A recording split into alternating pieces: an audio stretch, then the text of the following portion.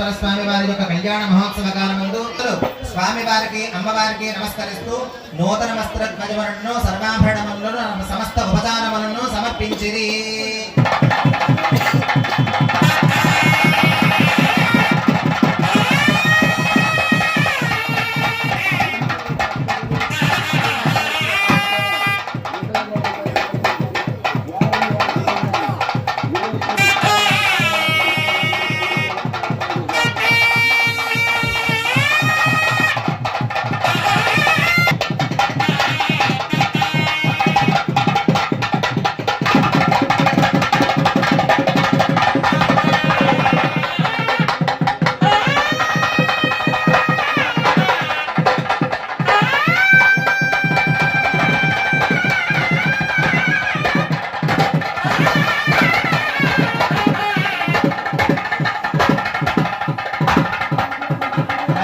కల్లూరి శ్రీనివాసరావు గారి దంపతులు.